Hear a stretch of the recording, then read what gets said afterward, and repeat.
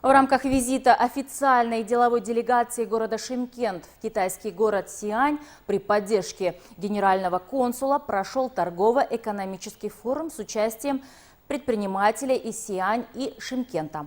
В ходе мероприятия состоялись встречи между представителями около 20 компаний Шымкента и более 30 предприятий из Китая. В состав шымкентской делегации вошли представители бизнеса в сферах здравоохранения, IT-производства, электрооборудования, строительных материалов, металлургии, производства продуктов питания, сельского хозяйства и образования и общественного питания. Приветствуя участников встречи, аким города Шымкента Габит Сыздыкбеков отметил положительную динамику роста экономического сотрудничества и расширения делового партнерства двух стран. Уверен, что сегодняшние встречи будут способствовать конструктивному сотрудничеству и обозначат перспективы реализации новых двусторонних проектов. Сиань является важным пунктом экономического пояса «Шелкового пути» в рамках инициативы «Один пояс, один путь». В ходе прошлогоднего визита президента Казахстана Касым-Жомарта Токаева и председателя КНР Си Цзиньпиня были подписаны ряд документов, включая соглашение об установлении побратимских связей между Шымкентом и Сианем. Эти меры активизируют торгово-экономические отношения между нашими городами, сказал Габит Сыздыкбеков. Аким подчеркнул, что Шымкент – третий крупнейший город Казахстана по численности населения и первый по занимаемой площади.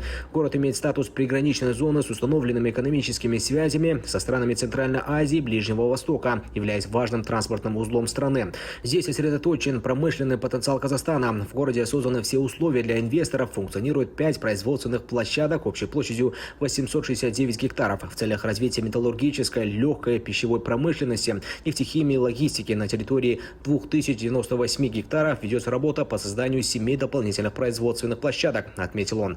Габит Сыздыкбеков заверил, что акимат города окажет всю необходимую поддержку для установления торговых отношений и успешной реализации инвестиционных проектов в Шымкенте. В ходе переговоров предприниматели двух стран познакомились со своими компаниями. Китайские партнеры выразили заинтересованность в расширении сотрудничества в таких направлениях, как производство продуктов питания, логистика, машиностроение, здравоохранение, медицина. В свою очередь, предприниматели из Шымкента рассказали о возможностях расширения делового партнерства в таких отраслях, как металлургия, логистика, целлюлозно-бумажная, пищевая промышленность, машиностроение, возобновляемые источники энергии. По итогам форума и встреч были подписаны меморандумы и договоры. В частности, между ТУО Инвест Шымкент и China Казахстан Enterprises Alliance Commit Group был подписан меморандум о взаимопонимании. Также подписан ряд других договоров.